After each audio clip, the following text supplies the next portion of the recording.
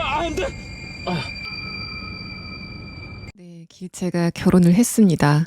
저번 영상에서 말씀을 드렸다시피 저는 100% 철석같이 믿고 있었기 때문에 이게 도대체 뭔가 싶었지만은 아무래도 길채와 구원무의 결혼에 비하인드 스토리가 있지 않을까라고 싶고 13회나 14회에서 길채가 결혼을 한 이유에 대해서 나오지 않을까. 그래서 그게 계약 결혼이든 실제 결혼이든 우리가 길채를 이해할 수 있는 서사가 나오지 않을까 싶습니다. 이렇게 틀린 마당에 제가 오늘은 두 가지의 뇌피셜을 과감하게 해보려고 합니다. 첫 번째는 길채와 구원무의 관계가 어떻게 될 건지에 대한 부분인데 13회에서는 길채와 장현의 굉장히 극적인 재회가 나올 것으로 예상이 되는 가운데 그것과 더불어서 구원무가 한양에서 심양으로 길채를 찾으러 갔기 때문에 길채와 구원무가 어떤 방식으로 헤어지게 될 건지도 나올 것으로 보입니다. 제가 왜 길채와 구원무가 헤어질 거라고 생각하는지에 대한 부분은 놀면 뭐하니에서 단서를 찾았습니다.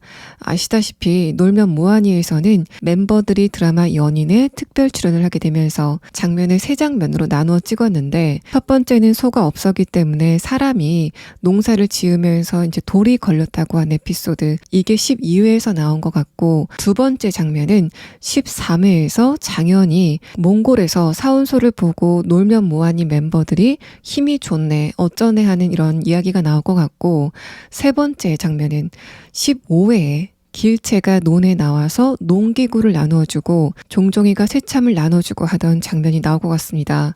자, 그러면 길채가 15회 때까지는 한양에 안 간다는 거잖아요. 12회에서 구원무가 이미 심양으로 출발을 했는데 15회까지 길채가 심양에 있다는 거는 아무래도 구원무와 길채의 관계가 심양에서 정리가 되고 둘이 함께 한양으로 가지는 않는다는 것 같습니다. 또 우리가 2부 선공개에서 누군가가 길채의 목을 조르는 장면이 나왔는데 이게 한양이 아니라 심양에서의 일이 아닐까 싶고 구원무에게 목이 졸리게 되면서 둘의 사이가 파격을 맞게 되지 않을까 싶어요.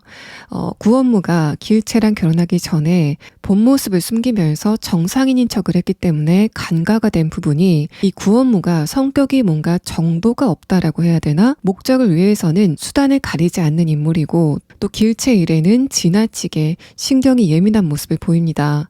길채와 장현이가 야반도주를 했으면은 길채는 절에 보내고 장현이는 죽여서 본을 보인다.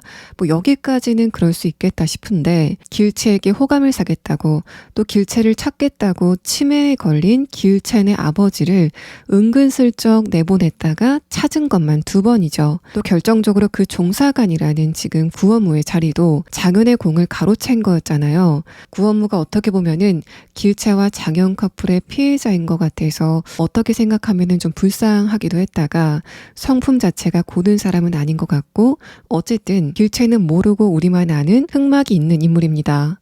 그런 구원무가 심양에 도착해서 길채의 발자취를 찾게 될 것 같은데 먼저 왕얀의 집에 노비로 끌려갔다라는 이야기를 듣게 될 것 같고 또 포로 수용소에서 어떤 남자가 데리고 나갔다라는 이야기를 듣게 될 것 같고 마지막에는 급기야 장현한테 갔다라는 이야기를 들을 것 같은데 이제까지 길채 일에는 굉장히 예민해지고 또 그래서 굉장히 감정적으로 변하는 인물이 과연 길채를 좋게 포기할 수 있을까 싶습니다.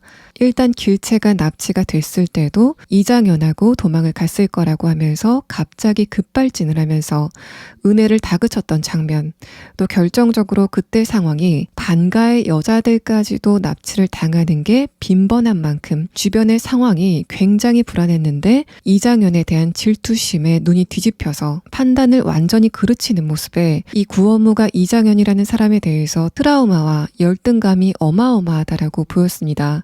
심양에서 구원무가 눈이 뒤집히는 어떤 이슈가 생기지 않을까라고 생각이 되고 자고 있는 길채의 목을 조르는 본성을 보여주지 않을까 싶습니다. 이게 제 첫 번째 뇌피셜이고 두 번째는 조금 더 과감한 뇌피셜인데 길채가 목이 졸리니까 그 소리를 듣고 장현이가 와서 길채를 구하려다가 구원무에게 다치는 게 아닐까 싶어요. 또 11회에서는 왕야의 수발을 들던 영랑이를 구출해서 조선으로 돌려보내는 그런 이장현의 모습이 나왔는데 여기에서 둘의 굉장히 중요한 대사가 나옵니다. 영랑이가 내가 이대로 조선에 돌아왔을 때 사람들이 나에게 손가락질하는 게 겁이 난다라는 취지로 말을 했던 것 같은데 거기에서 이장현의 대사 너를 환양녀라고 손가락질한다면은 그 사람들이 못난 사람들이니까 너는 제대로 된 사내를 만날 생각을 해라 라고 이야기를 하는데 이 이야기를 가장 직관적으로 보여줄 수 있는 거는 이장현이라는 인물과 구원무라는 인물의 직접적인 충돌 또 갈등 상황인 거는 분명합니다.